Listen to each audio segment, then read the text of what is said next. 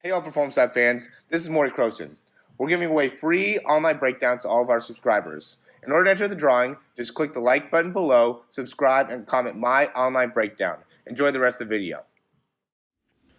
Hey, what's up everyone? Morey Croson here from the Performance Lab of California, and we have a new breakdown for you today on Simone Biles. I've, shout out to Michelle here for continually reaching out and being like, you got to do a breakdown on something other than the football and throwing and sprinting and kind of the stuff that I've really been focusing on. And go into gymnastics. She's been working with me, and she does gymnastics, and yeah, she's been on me about it for a while. So I thought I would go ahead and create this for you. And I'm really excited actually to do this because looking at it, it's like, wow, unbelievable athleticism that Simone Biles has, an unbelievable ability to jump. We'll go ahead and hop right into it here and get started. So this is at kind of the end of her run, right? So this is like 90 seconds in. And here, I mean, she has this jump here too. But this last jump that she did, we're going to really break it down because, I mean, look at how high she gets. I mean, this was like the other ones I was like, man, she's getting pretty high, and then all of a sudden this one she like flies in the air, just unbelievable when you watch the full video. I know I'm just kind of playing through it fast, but it's like a cartwheel to a back handspring there. And first thing that I would say is that notice as she's going into that back handspring, how much overall back bend that she's able to create, how much extension she's able to create within her spine. So that creates a large amount, you have to have a large amount of range of motion there in your back. And I know there's something with me that I've definitely tried to work on is being able to create more extension and flexion overall within that lumbar spine. And something that I definitely work on within the speed community to help them in creating either more hip flexion or more powerful hip extension just based on what the limitation is. So here's another sport where really having good control of that lumbar spine and taking good care of your lumbar spine provides a huge amount of potential within your performance. So large amount of extension there and really able to control it, right? So look at how much her spine's able to bend really at the hip, right? The pelvis is right there, and then she's bending back and able to have a lot of length within the hip flexors. There's a lot of flexibility here overall, a lot of flexibility, a lot of mobility. And then from there, she goes down on the ground and she really uses the lower core to propel herself up and over. So she's down, she's landing on the ground, and then once she lands on the ground, she uses her lower core and also pushes off the ground to be able to create a lot of fast. I mean, you can see how her legs are moving before.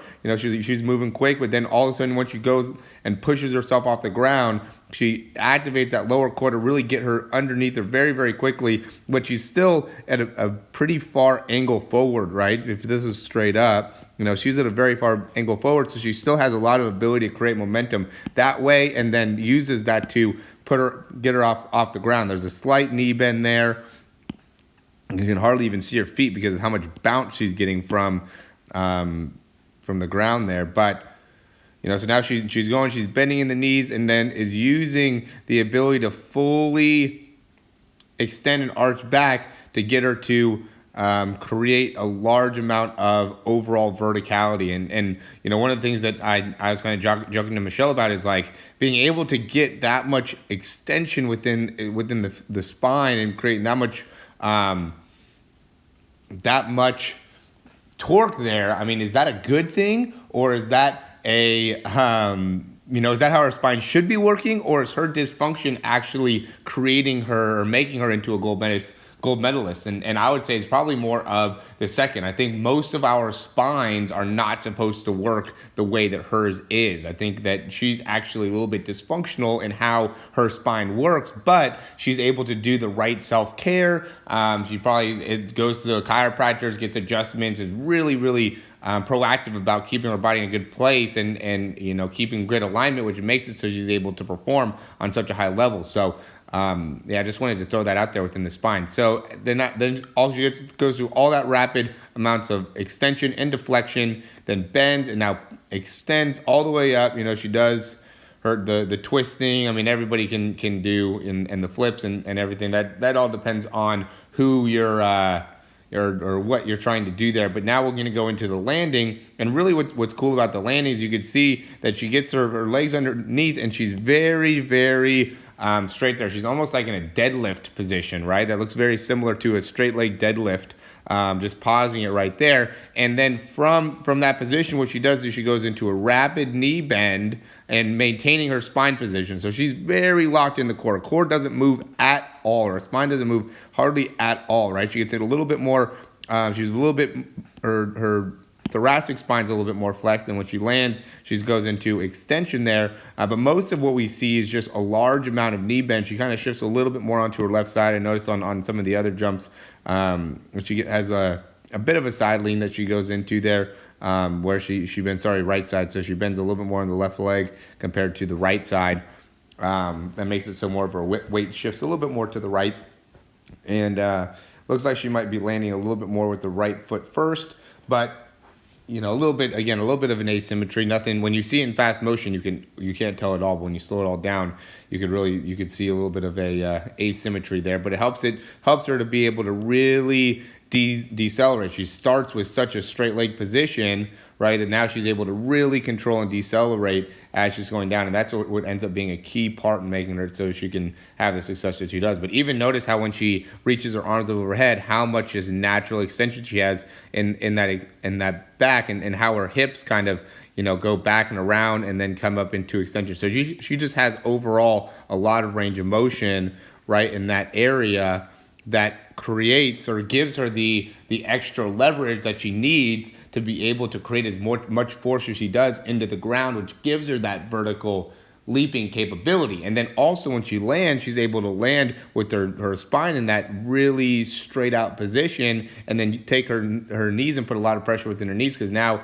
all that space within her spine and her hip is able to contract or constrict, and based on that constriction, now she's able to decelerate the whole movement. And so, not to say that this is something that you'd necessarily want to train to do. This, the whole idea of really all this stuff that we're doing within our breakdowns is just to give you a little bit more understanding of how these top people are able to perform and do what they're able to do. Now, if you could take some of this and put it into your jumping as a gymnast, I know I don't have a huge gymnast audience, but just doing this breakdown makes me think like, man, there's so many things that we could probably get into here that would be really cool and really fun. But yeah, just taking some of this information, being able to understand it and potentially apply it, I think could be really, really beneficial in understanding how to not only do these movements, the back handsprings and being able to jump high, but also what you can do within your training to make it so you can set yourself up to have the potential to achieve what she's able to achieve. If you have, in my mind, if you have the training information, then it gives you one more step closer to being able to actually attain your goals. All right. So reach out to me if you guys have any questions. We'll be happy to do some breakdowns for you guys. If you guys haven't checked out our Instagram, check that out. Performance_labs. That's performance_labs. I don't know why I can't talk now. One more time, performance_labs is our Instagram. We're doing free 60-second breakdowns. So if you guys want to send in something for a breakdown, I'd love to do some breakdowns for gymnasts. Anybody that's interested in getting something done would love to be able to do it. So we'd be happy to check you out, and check out some of our new sprint videos, some of our new quarterback videos. We have a lot of new stuff coming out for you here very, very soon. This video, I hope you really enjoyed it, and if you did, you can subscribe down below, and that way you can get updates on any of the new videos that we get. Also, if you want to, you can check out some of our other breakdowns for speed and throwing. We have exercises, also jumping mechanics videos, a lot of great stuff within our channel. Hope you enjoy.